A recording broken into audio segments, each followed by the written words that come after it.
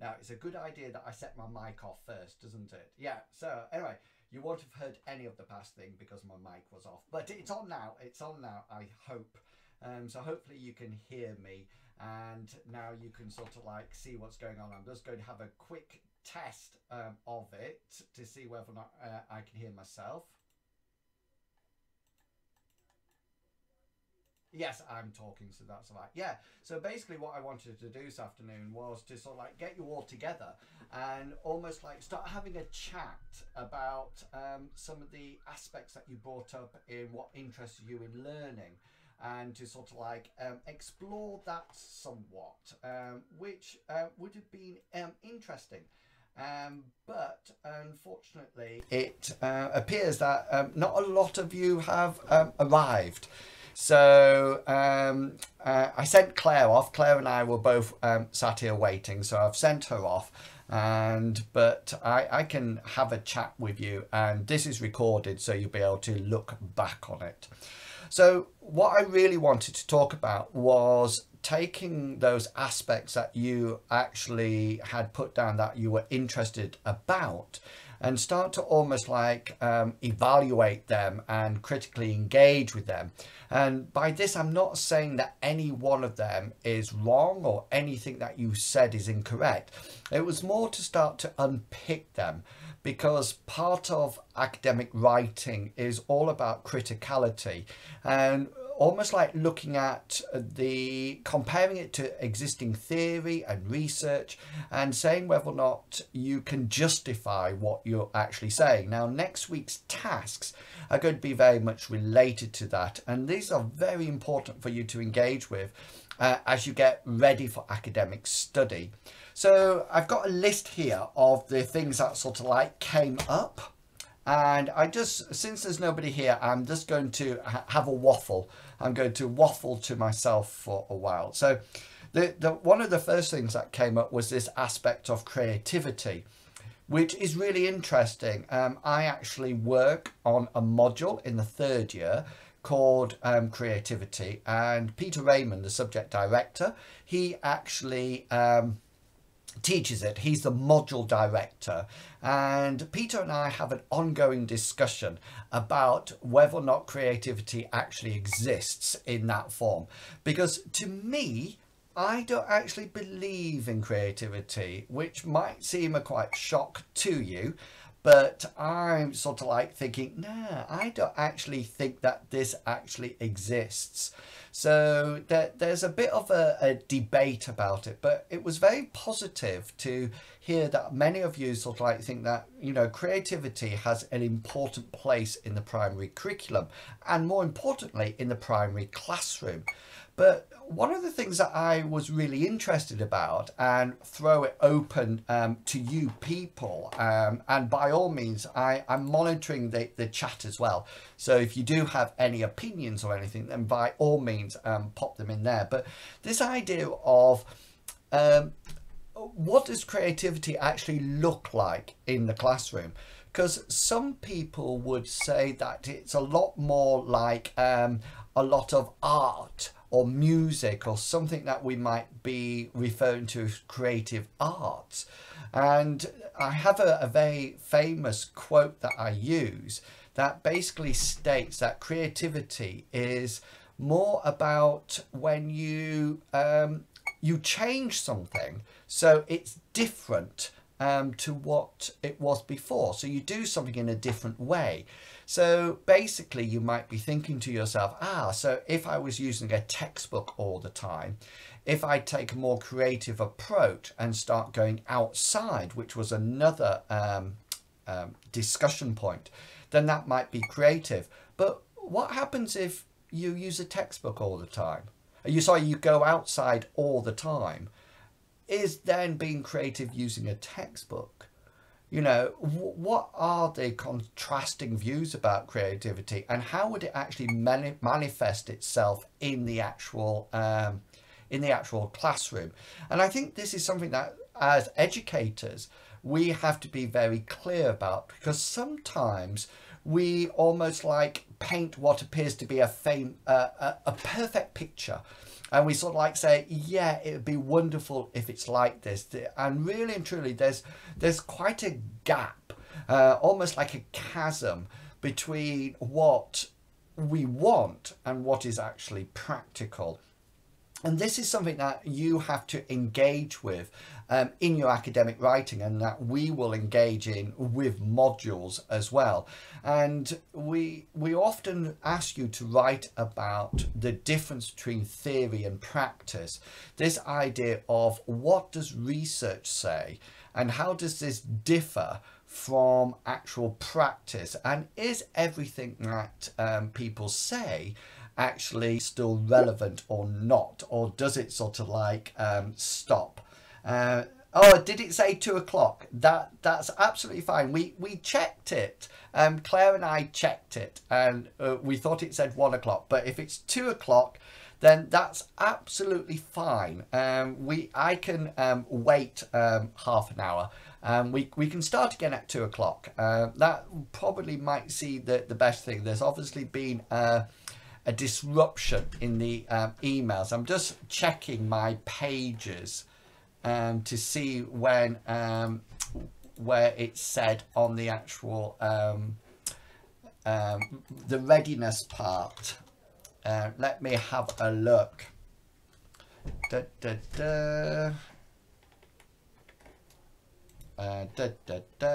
Yeah, I think there's been a mix-up between the email that I sent out and the overview for the week. So just to keep you on track, in future we will go with the overview of the week, which said 1 o'clock. But because some of you are here now, I'm not going to babble on. So if you want to go away, grab a drink and come back in 20 minutes, then that will be absolutely fantastic. So don't worry, I will say everything that I've already said again. I'll put the starting soon screen on, and I will see you all at 2 o'clock. Okay, so thank you for letting me know about that. That's very helpful. And I will see you at 2. So I'll catch you then.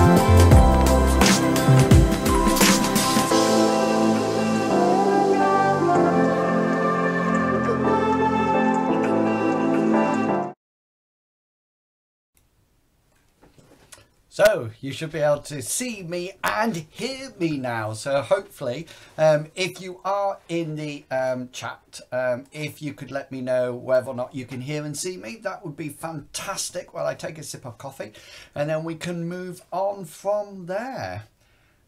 There will be a delay, I'm aware. I'm monitoring the chat room, so don't worry. Hopefully you can all hear and see me, but I'll wait until somebody says, yes, we can. Excellent. Thank you so much. Hello, welcome. Sorry for the mix-up with times, but it's really nice to see you all here this afternoon. Don't worry, I'm not going to ask all you lot to go on video. My face is enough. And that's probably enough. So, yeah, we were just looking at... the YSJ Welcome 2018 app. I've been in touch with the student union, a really good student union. A couple of years ago they won the best small university student union, so well worth getting involved in. I had a word with the education officer there called Stephanie Foxton, and I said that I would be here with you today and asked if there's anything she would like me to communicate to you. And she said yes. She said, please make sure you download the YSJ app. Here it is. I've got it on my screen now. You probably won't be able to see it, but there it is.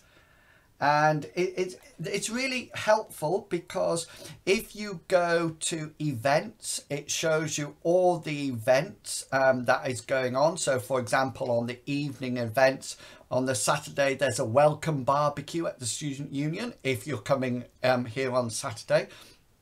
Also during the daytime events, there's a whole load of daytime events. Wednesday's a really popular day in the Freshers Week, or in Welcome Week as we call it, because that is when we have the Freshers Fair, where you can sign up for things. So that's really popular.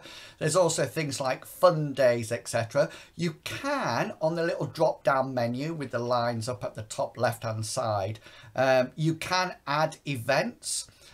So you can add your own schedule, and put times in. I'm not attending anything at the moment, but it's a really good way to get yourself organized and make sure you don't miss out on a whole lot of things. And of course, all the parties are there on the night as well. She would also like to say to you that if you have any questions about the student union or the university that either myself or Claire can't answer here, then by all means nip over to their webpage. Just type in YSJ SU and you'll come up. And she says by all means drop them an email if there's anything you want to ask, and they will actually reply to you and get back in touch with you and let you know the answer. Please also don't forget to follow them on Twitter. They've got an Instagram page and a Facebook page. So, be proactive and go along and add to all those. Remember, Stephanie Foxton is your President of Education. The Student Union President is for the second year is George Coombs, and then Olivia Bowers is the Welfare Sabbatical Officer. So they are salaried and they get money to make things happen for you. So get in touch with them and don't forget to use them. Okay, the other thing I would like to say is that Claire's here with us today, Claire McCluskey-Dean. She's in the chat as well. So she is your academic liaisons librarian.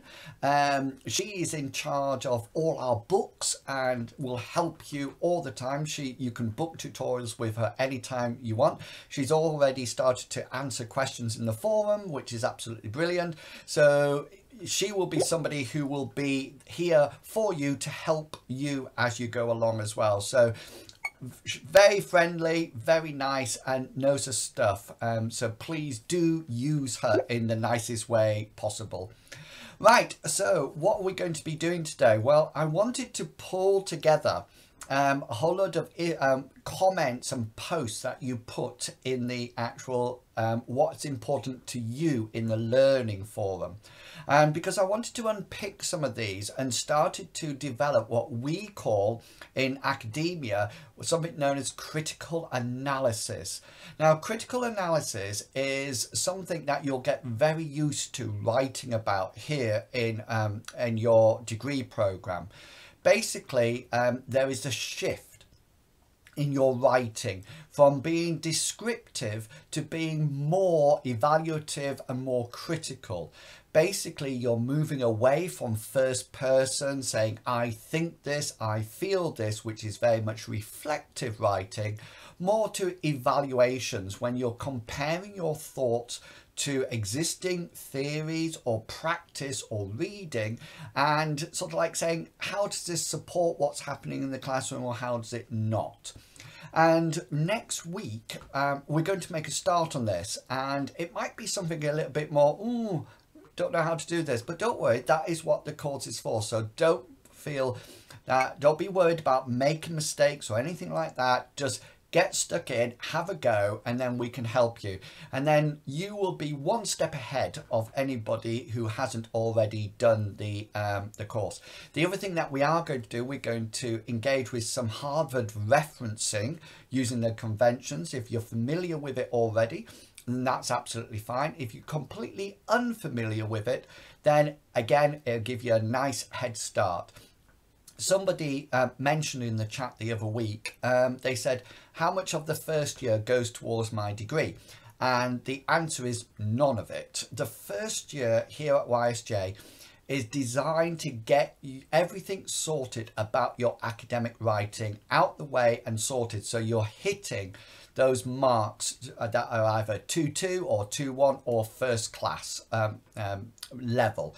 So remember, all assignments are marked, and if they're assessed, and you need to get 40 or above.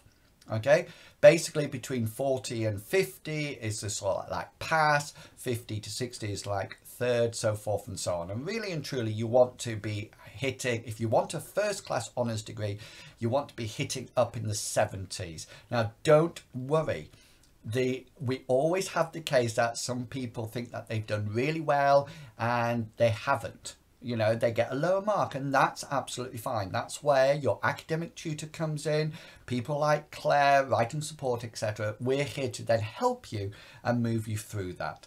So let's start. And I did a bit of talk about this early on, but I'm going to go back and do it again because we started a little bit too early. Now, as I'm talking, by all means, I've got the chat in front of me. So if you want to say anything, then by all means, type it in chat. Don't wait for me to stop, because you'll soon learn that if I ever teach you in any of your sessions, I'm not the sort of person that will stop. I just talk and give you background and information a lot of the time. So just type what you're thinking in the chat. Claire's here and she will interact with you as well, or I will pick things up as I see them come up on the screen and talk about them as well. So there was a lot of talk on the forums about creativity, and I actually work on a third-year module called Creativity in Education, and I work alongside Peter Raymond, the subject director, whose doctorate, his PhD, is all about creativity in education. And I was really interested about what people were writing about creativity, because my first thought was, I wonder what you mean about creativity. So if you've got an idea what you think creativity is all about, then just type in the chat, okay? Don't worry about spelling or punctuation like this, anything like that, just type. Well, if there was creativity happening in the classroom, what would you see? So imagine that you're almost like a fly on the wall, and you look into a classroom. What would you be expecting to see to tick that, oh yes, this classroom, there's a lot of creativity in here? Type them in and I'll carry on talking, then I'll catch up with them. So I actually do not believe in creativity at all. And one of the things that you'll find when you're at higher education, that a lot of tutors will challenge you and say things like, I don't believe in creativity. What do you think? And sort of like throw it back to you for you to have that discussion. And I don't believe in creativity because I think that creativity can't be in teaching. I think it's more reserved for things like musicians or artists or things like that. And I was really interested what you meant by creativity, because if I went into a classroom and saw a whole load of painting going on, it would be really interesting to see whether or not is that a creative classroom because there's painting going on, or is creativity, how does creativity look like in an English lesson? How does it look like in a mathematics lesson? Are there certain subjects that you can't be creative in? Are there certain subjects that you can be creative in? Okay, can you be creative in PE and dance? And what does it look like? And does it always look the same? And one of the things that you need to do in your academic writing is convince me, convince the marker. And you do that by supporting your writing with literature. And you do that by going to the library and you take a book out and you read it and you look at authors that either agree with you or disagree with you. And you sort of like weave them within the discussion to give an overall picture. There's a lot of theorists and authors, and Claire will be the same, that I disagree with. I completely disagree with them. And that's fine. That's what we want you to do. But you can't just say, I disagree with them. You have to say why and give a thought about it. So we've got some ideas about creativity coming in. Rachel, I hope it's Rachel, says, being able to express yourself in different ways using different materials, whether that can be in an arty world, what interests you. Really interesting. If you're a 3 to 7 year old going on a 3 to 7 program, that's almost like the ethos of a reception class or a nursery classroom. You know, children have free choice, they're playing, they're interacting with the environment, they're having their choice of how to learn, what to learn and how to learn it. Now, I wonder if that happens in year 6, or what's happened between foundation stage and year 6 that has stopped that. Have a think about that. Expressing opinions and feelings through physical expression, through art or imagination. Thank you. Who was that? Rebecca. Yeah, really interesting. And almost like being oneself and sort of like expressing what you think. Do we have classrooms like that? And these questions are rhetorical. I'm just throwing them out there to get your brain thinking. How do we create a classroom that the children are able to express their feelings and opinions through art or imagination? Or are we actually saying in the classroom, right, do this textbook page? Are some children not able effectively to learn like that? Have a think about it. I think you could be creative in all subjects, yeah. Bethany, I presume it is. I think it's really interesting that if you talk to Peter, he would totally agree with that. Talk to me, I would maybe not agree with it. I'll tell you my concept of creativity. I think a lot of the time we use the term that was a very creative lesson when we're actually meaning that was a really well taught lesson. That's what I think. I think a lot of the time we see like the perfect lesson and we think, oh, that was super creative. But really and truly, it's just effective pedagogy. Now, just at that point, pedagogy just means teaching and learning. And a lot of the time in academia, instead of using 2 or 3 words, we just use 1. So instead of saying teaching and learning all the time, we just say pedagogy, and that's it. And one thing I would really, really recommend that you do is when you're in sessions, if I'm teaching you and you don't understand what word I use, then I encourage you to put your hand up and say, or just stop and say, Ian, what do you mean by that? I can guarantee if you don't know what it means, there's a whole other group of people who don't know as well. Or jot it down and have a look, check it later on. Let's go back. Even if, oh, that's Claire. Yeah, even if a tutor disagrees with your stance on something, you can back it up with evidence. Yeah, and Claire's comment there, it will not mean a lower mark. And a number of times I mark in the third year, you do an assignment called your philosophy of education. Don't worry about it now, it's in the third year. And a lot of times I will read those and think, I don't actually agree with you. However, you have made your case, you have done your argument, you've backed it up with theory, well done. No, 86. So don't think you're just trying to please us. That's not what you're doing. You're presenting your own argument. Creativity is showing a physical expression through being inventive and original. Now that's really interesting. And I was talking about that, Georgia, a little bit earlier on. Because originality is a lot of the, comes in a lot of definitions of creativity. And one thing that they say is that a lot of the time it's being original, changing from how you originally did it.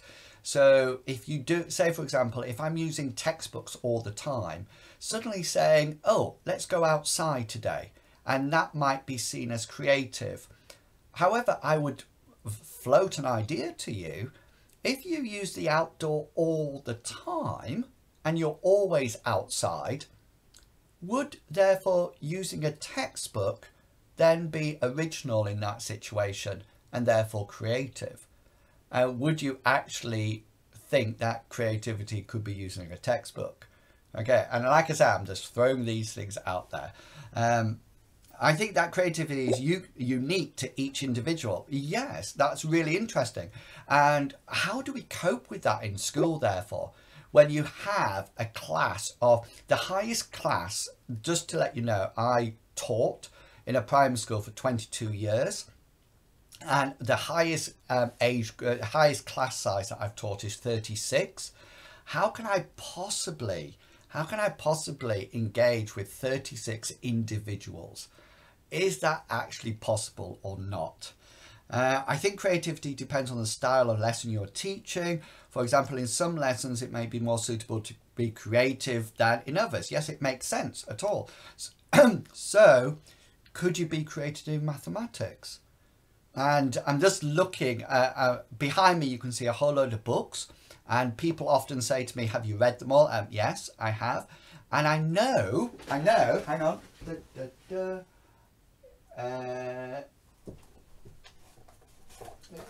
This book is by Linda Pound and Tricia Lee, which is called Teaching Mathematics Creatively.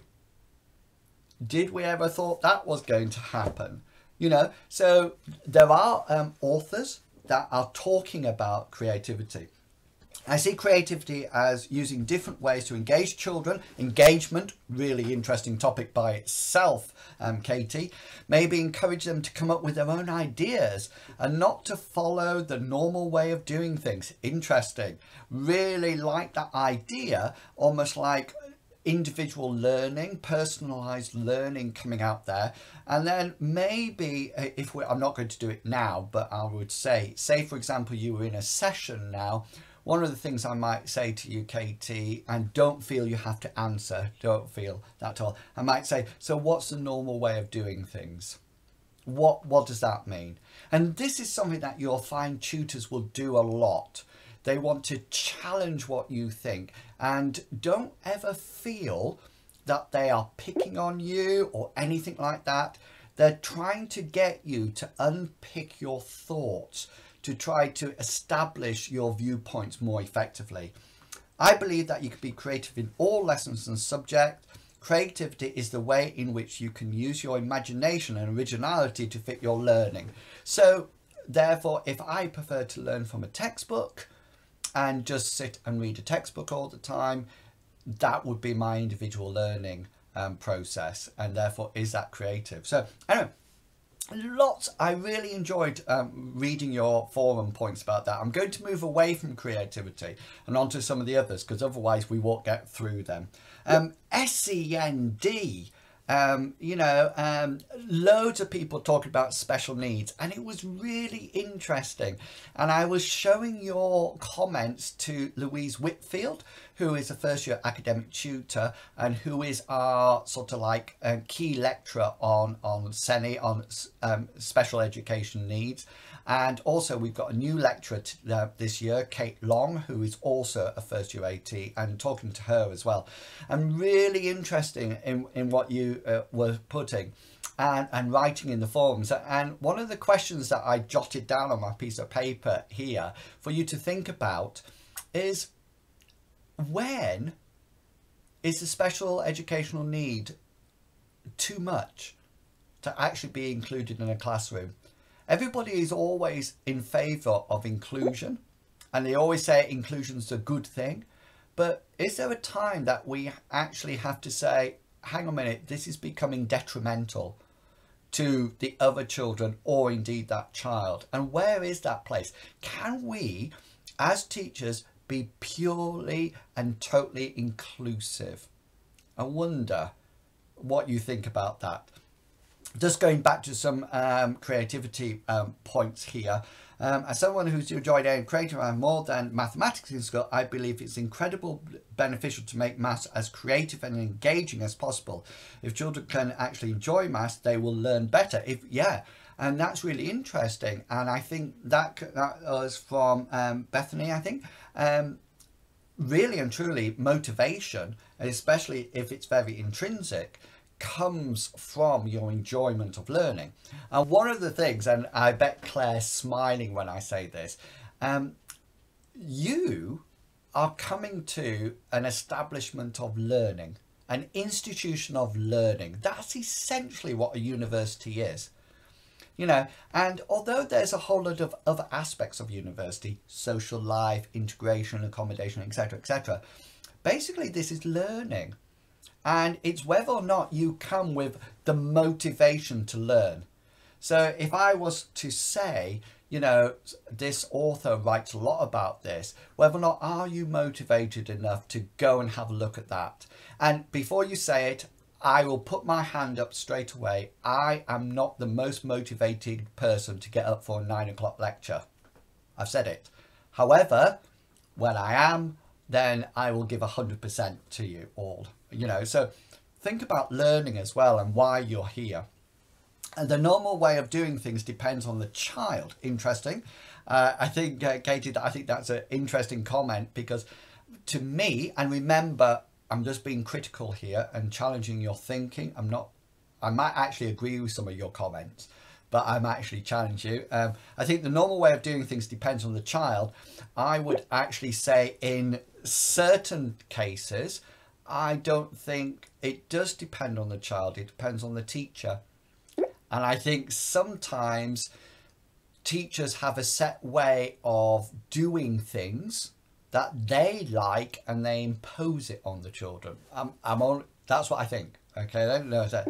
And a unique way of doing something. They should be encouraged to go outside their comfort zone and try something different. I think that's really interesting. I think going outside comfort zones are such an interesting topic of conversation, because if it's going to be detrimental to their learning, do we still encourage it? Okay, once you get to know me here at university, you will notice that I have certain nuances, certain things that I don't like, in the sense that I'm very OCD about germs and things like that. Sending me outside to play in a whole load of mud is not the best thing for me at all, but are there some children like that? I think then it is more than the child. Often schools may want to refer a child to the SEN school, but their parents do not agree. Really interesting thing, especially if you think about pupil premium, that parents have the say about how that money is spent.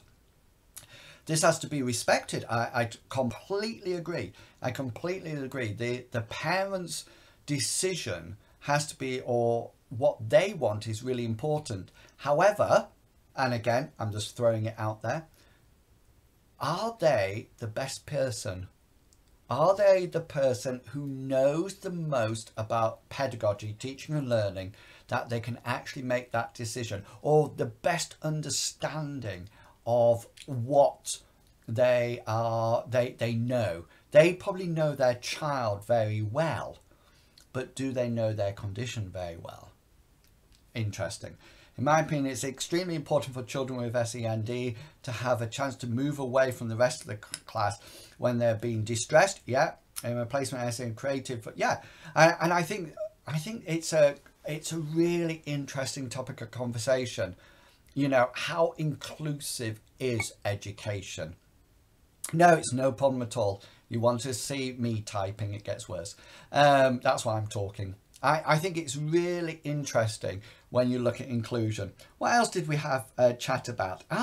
Do you know, for the first time, mental health came up in the forums, which was really interesting because well-being and mental health is something that has come to the forefront a lot recently across academia and across education and institutions.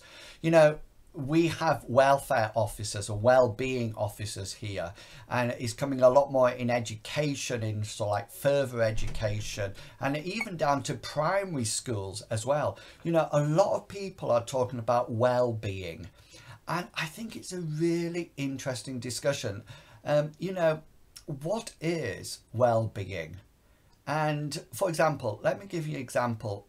I don't mind admitting this, I'm a bit of a geek. You know, I'm a bit of a geek. You know, my subjects I like to teach are mathematics, science, computing, anything like that. Ask me to run 100 meters, you know, and apart from probably falling over laughing to seeing me run, it's really outside my comfort zone altogether. But at the same time, it could have anxiety effects or impacts on my mental health and my well-being. Should I be made to do that, I wonder? And it goes back to somebody else's point earlier on about going out of your comfort zone. Outdoors education came out a lot, and I'm just going to reach behind for my bookcase. And can I just say that these are not planned at all? I'm just thinking off the top of my head. Yes. Okay then. So this book is edited by Sue Waite. Okay, you can see her name down here. Now, an edited book is a really good book because basically in this book, everything in here is the author's point of view. Okay, Pound and Lee's point of view. In this book, edited by Sue Waite, what she has done is got a whole load of different authors to write chapters. So almost like in this book, you get a whole load of opinions. So you can see that this chapter wasn't written by Sue Waite. Okay, now this is a really interesting book about learning outside the classroom if you're interested about it. And next week we'll talk about how to reference books like this. I have a younger brother who has quite severe special needs and was classed as too much for teachers but not others. So should there be a set list for what should be classed as too much? Well, interesting. Who gets that decision? Who should make that decision? When we'll be getting a reading list for our course? Oh yeah, really good point. So what happens once you've enrolled, you get access to a reading list for each of your modules. I'm not too sure whether or not you used a virtual learning environment in your college or schools. Here at YSJ we use Moodle. Some of you might be familiar with it. And within Moodle there'll be a whole lot of different sort of like modules. And what I'm trying to do, if it looks like I'm a little bit not paying attention to you at the moment, the reason is that I'm going to try to be really techie and bring it up on screen for you. So let's see if I can actually do this. Fingers crossed, everybody. Fingers crossed. I can't actually see the chat at the moment. So bear with. I'm going to call that one up. And right, here goes. Fingers crossed, please, people. And in a second, my face might be, I might suddenly disappear, but I will be coming back. There we go. Let's just do that. You probably can't see me at all. Let's put that up there. Oh, hashtag fail. Hashtag fail. We've not done very well here. Let's put that. Let's see if we can get that up and running. It's picking up my cursor, but that's about it at the moment. We might not be able to do this. I might have failed at the last minute, and I don't know why it's not working. But we'll see. Let's see what I can get up. No, can't get anything up. Not working. Never mind.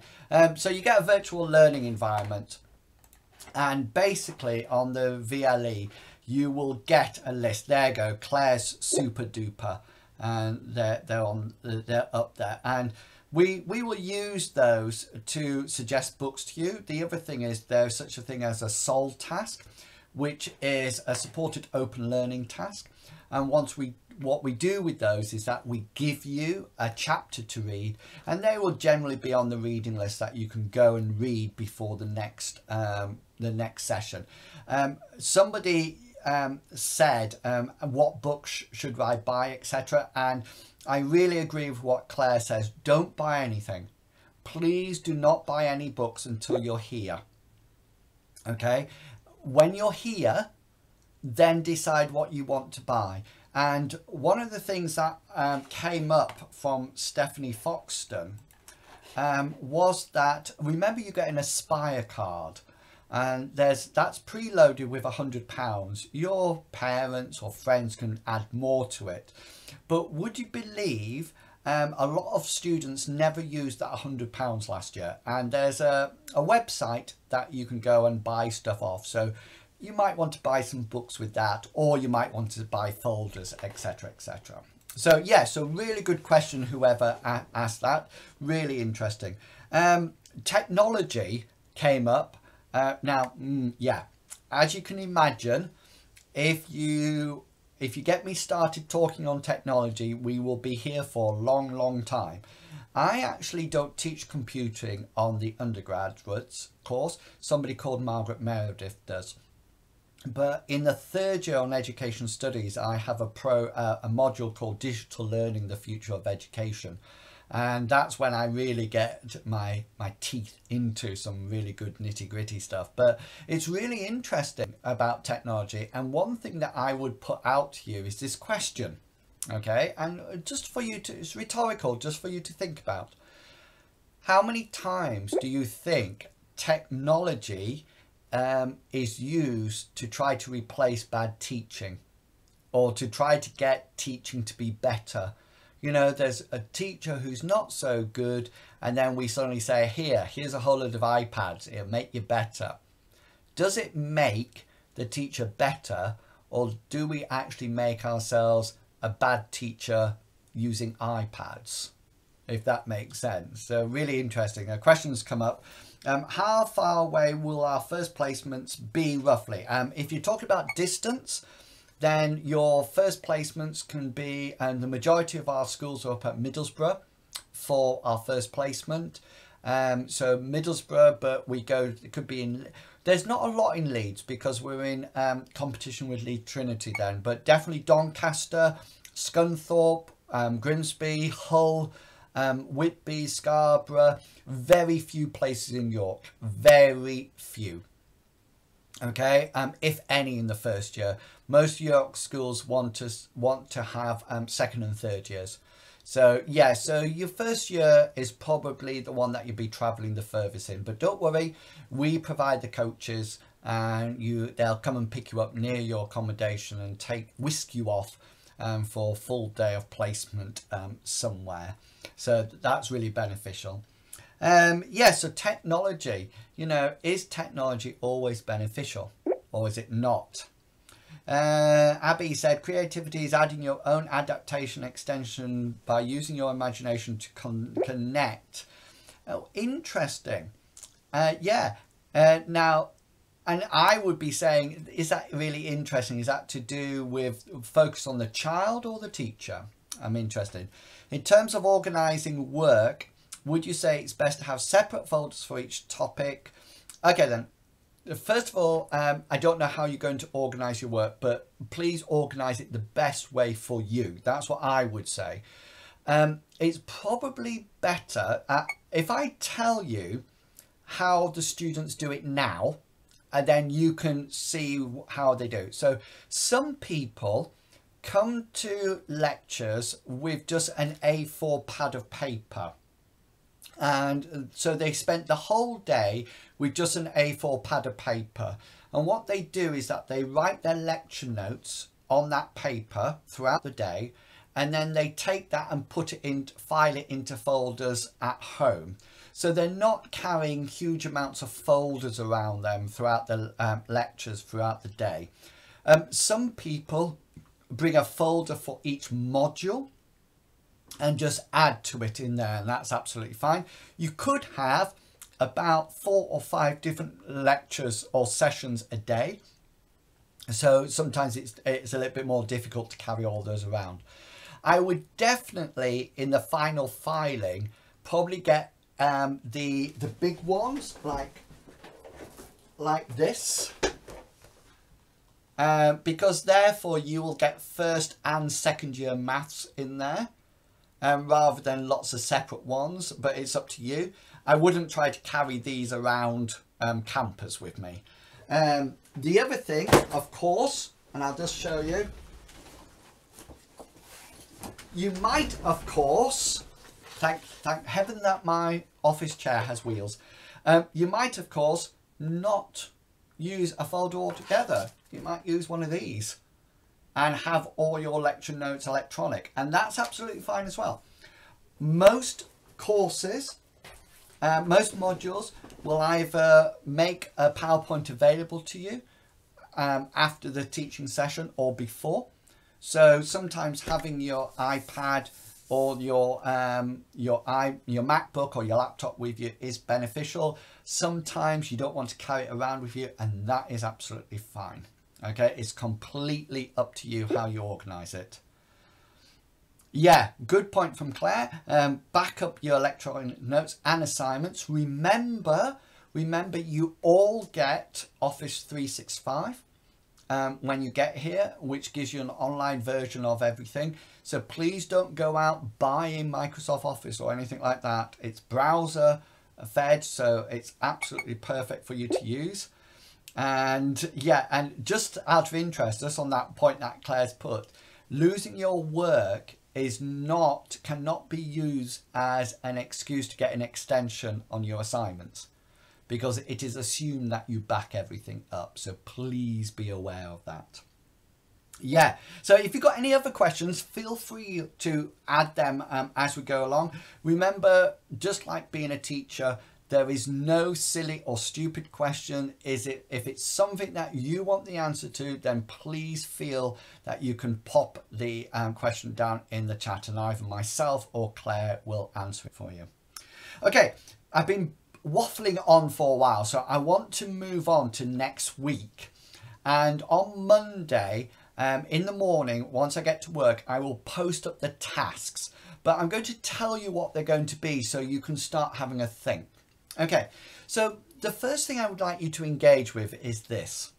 What do you think is going to be the difference in learning between further education, i.e. sixth form, college, etc., and higher education? What do you think is going to be the difference? Okay, and we're going to unpick that on the Friday session and talk about it a little bit more. I'm going to use examples of things that you've put up.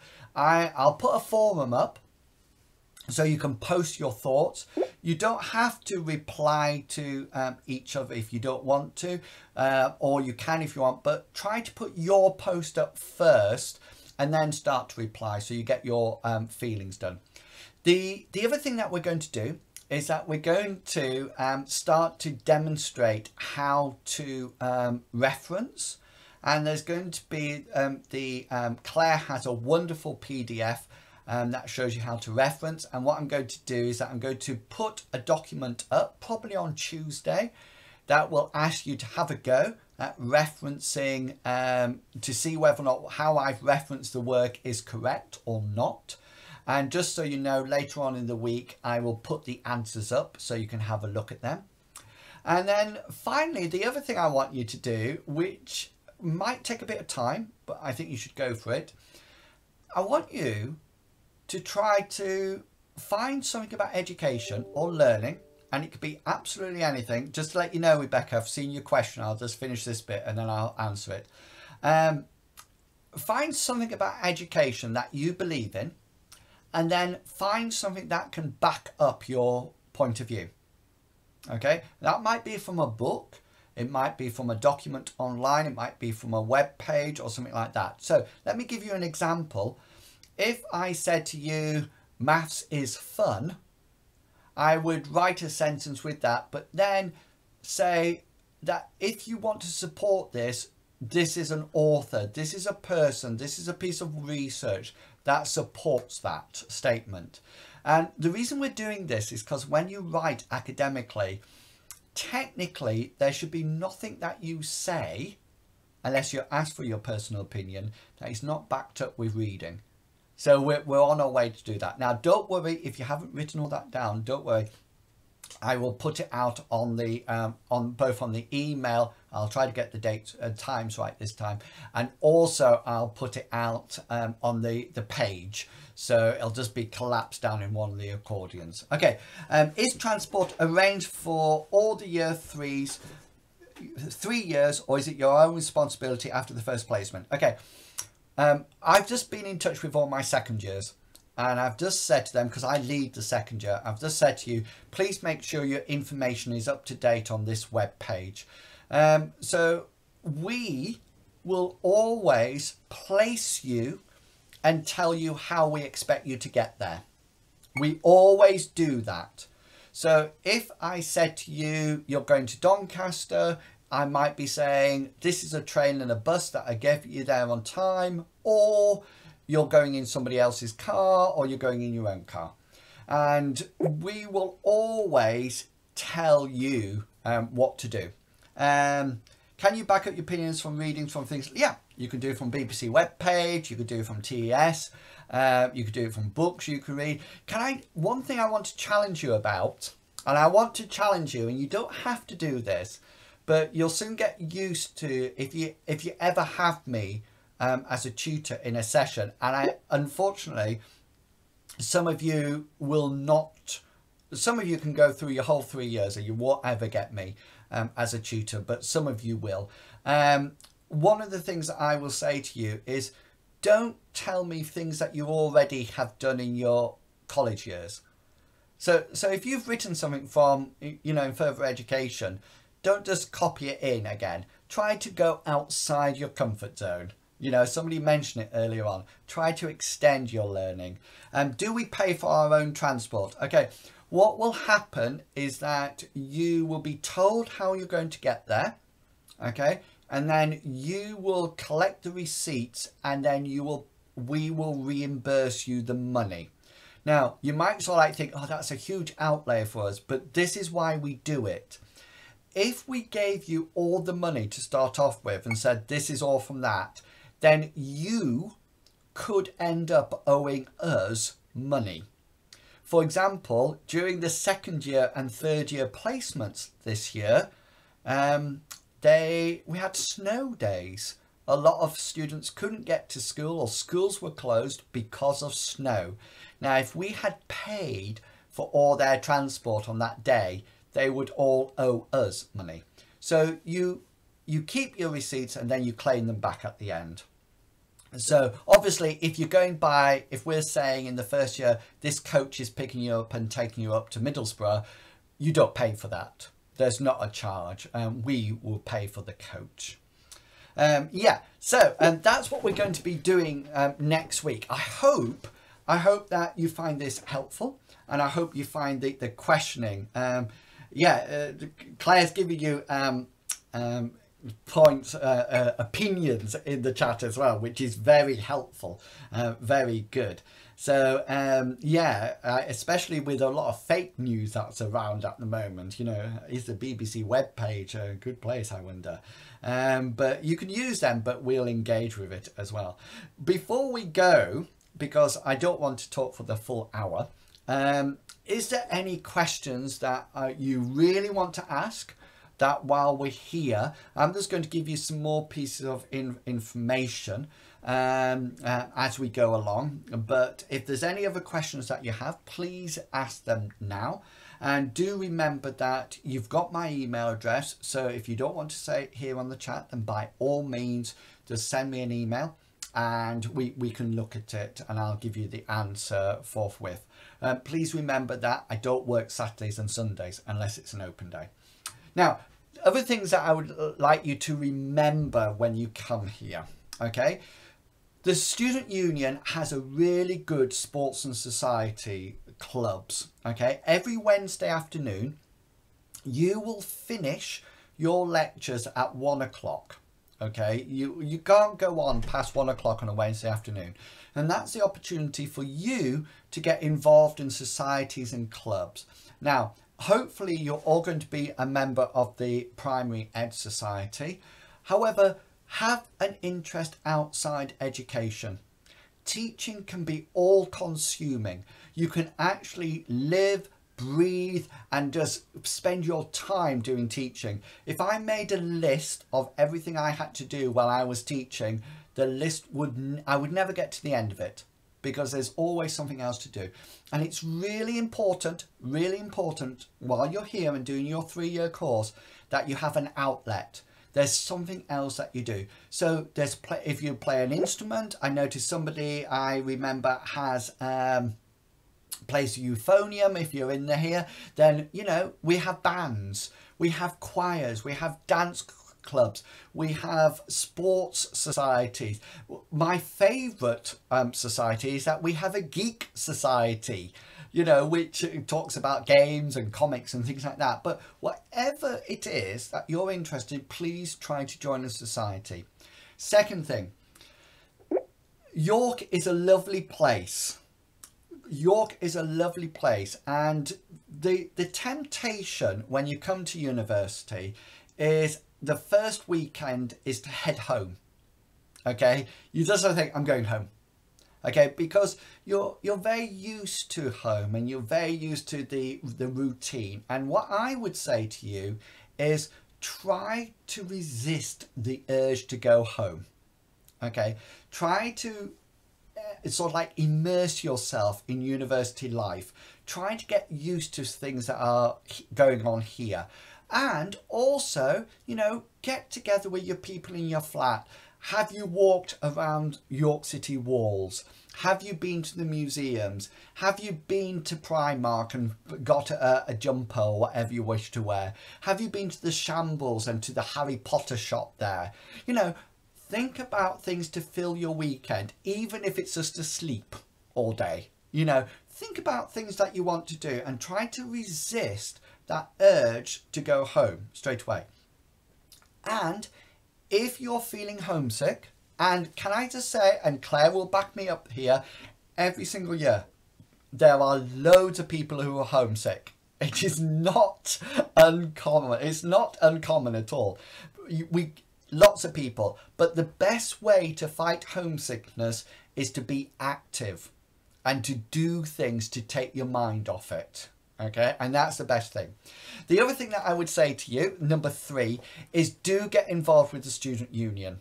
Okay, there's lots of events going on during the week, and we would encourage you to get involved and see what's happening. Make friends with people outside your own course. Go and talk to the sabbatical officers, to Steph or George or Olivia. You know, they're there for you. So, you know, take advantage of them. And the other thing I would say is that don't think, oh, I don't drink, so I can't go to these parties. That's absolutely fine. You still go to the events. You know, there's always soft drinks available and you can still enjoy. I'm actually, and I don't mind saying this to you, I'm actually teetotal, so I don't drink alcohol at all. But if you are a member of my academic tutor group, then we will meet as a group, and I have students in all 3 years in my AT group, we will meet in the student union pub for a chat and a drink, you know, and that's it. It's slightly different to college or, you know, your teachers here. And one thing that you might have noticed straight away, and I don't know what kind of school or college you've been to, you don't have to call me Mr. Wilson. My name is Ian, and that's what you call me, you know, and that is a really good sort of like way to think of. Don't think of us as we're higher up than you. We're not. We're all the same level and we're all learning together. Ian doesn't drink. Yeah, I do like a good cup of Costa every now and again as well. Final thing. We have a wonderful student support service here. Okay, and it's really important that if you need help with anything, then you approach them. Okay. We cannot talk to your parents, okay? If your parents phoned me up and said, can you tell me about my son or daughter? We can't talk to them, okay? We can talk to you and we can signpost you to places, but please be proactive. Please think, what am I going to do? Let's go out and do it. If you need help, talk to your academic tutor, talk to Claire, talk to somebody you feel happy talking to, and then we can direct you. University, you know, there's a famous saying that school is the best years of your life. I would disagree slightly with that and say university is. But the other thing that I would say to you is that it's really, university is here, you get out of university as much as you put into it. And that's it.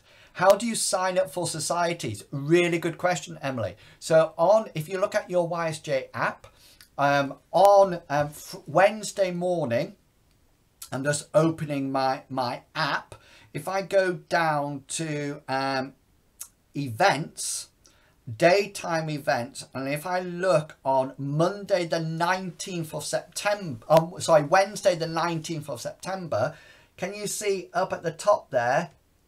It's slightly out of focus. It says Freshers Fair. Okay, and this is the day that Claire and I do not go anywhere near the gym, i.e. the sports hall, because the sports hall will be full of all the societies, all the clubs, and you get let in a few at a time for health and safety reasons, and you walk round and they'll all try to get you to sign up and things like that. Go on to the YSJ Student Union website and see what's available, and then go in looking for them. Okay, and they will have sheets of paper that you can sign up for, and then they will put you on a mailing list. Just so you know, also on that day there'll be people giving away free pizzas and bags. There's people from round about that come to sell their wares as well, you know, so go in with a group of people, but I would say definitely have some kind of idea where you're going. Other things to look forward to on Monday, I noticed there's a plant sale and a vintage fair if you're into vintage. Fun day on the Tuesday. There's a quiet cafe if that's what you like during the Freshers Fair as well. There's a QR code hunt on Thursday, and on Friday, one of the most popular things ever, and it really is popular. However, I will not be going anywhere near it.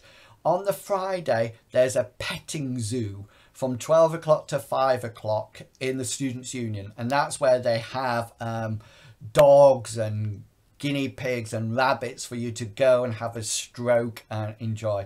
And just to let you know, once you ticked it, and I've ticked it by accident, can you see I put a tick at the end there? It then asks you to remind you that is going to happen. So I'm going to have a reminder to avoid the petting zoo. Now, just a few more things before I go. Any more questions, get them down now. Few more things just before I go. Number one, on the Monday morning, okay, you are enrolling outside Fountains, in Fountains building where the library is, at 10 o'clock in the morning. I will be there, okay, and Peter will be there. Peter Raymond, subject director, will be there as well on that day. So please keep an eye out for us, okay, on your first day. We'll be coming down. I normally bring chocolates with me. So if you're not too hungover from the night going out on the Sunday night, by all means have a chocolate. Do also say hello, you know, and say, oh, we chatted online or something like that. That's really nice to see and hear. And we'll go down and there, and Claire be around as well. So that would be really nice. And, you know, say hello, and then that's really nice. You've then got, in the afternoon, you've got like a whole cohort lecture. You'll all be together in a lecture theatre, and Peter will start to give you details about the course then, okay, what you need to do, etc, etc. After that, your academic tutor will come to the lecture theatre and pick up their group. Peter will tell you who's in which group, and then I come and get my group. Louise will come and get her group, Kate will get hers, and Margaret will get theirs. Okay, and then we'll come off and we'll have a chat with you. On the Friday, we are going to have another meeting in the computer room when we're going to do all the techie stuff, and you'll be pleased to know that I will be leading that for all groups. And on Wednesday, your AT will take you out for coffee and a bun or a cake. If you're in my AT group, we'll probably go to the student union. You don't have to pay for that. We're going to pay for it, and we'll get together in the cafe up at the top about 10:30, 11 o'clock, and we'll get together and have a chat. We won't talk about assignments and things like that. We'll just talk about general things like Celebrity Big Brother, or whether or not you watched Love Island or something like that, something quite relaxed, and we'll have a coffee, a cup of tea, or pop or whatever, and a cake. And then on the Friday we'll get together again, everyone, and we'll give you some pizza, and you can have some pizza with us, which would be nice as well. So some really formal things, but some really informal things as well. So a huge range of things to do. Right, I'm going to shut up because I've been waffling on for an hour now. Nobody seems to have got any questions, which is absolutely fantastic. I'm just wondering, I did see in the forum that there's some males on the course, and I haven't seen any of them dare come into chat yet. But I hope you are. I hope you are coming into the chat. Yeah, I'm afraid the males are definitely a minority of the teacher ed course. Definitely 100%. However, a lot of them make really good teachers, like myself. So yeah, so if you are a guy, then yeah, by all means come along and say hi, keep me company. But the rest of you, if nobody has any more questions, then next week I'll post up everything on Monday. On Wednesday afternoon, I will be around for the chat. Again, I'll tell you which time because I've got meetings on a Wednesday. So I'll tell you what time I'll be in just to have a chat. And next Friday, I'll give you the time and make sure everything says the same time. I will be around to have a chat with you live like this, so you can see me. And we'll have a chat about the difference between learning in further education and higher education, and what to expect, how the difference is, and how to prepare for it. So can I just say thank you very much to Claire for coming along this afternoon and answering questions in the chat. Thank you very much for you guys for coming along. I hope you're finding the course beneficial and the answering of questions beneficial as well. And somebody asked me about the rainbow lanyard the other week, and I directed you to a blog post that I wrote about. And I always finish my broadcasts by saying one thing that I think you all should take to heart. It's a mantra that I keep, and I like to finish by saying to each and every one of you, please remember to say what you think and be who you are, because the people who mind don't matter, and the people who matter don't mind. Have fun, and I will catch you all later. And until then, enjoy the learning. See ya. Bye. I'll leave you with a nice picture.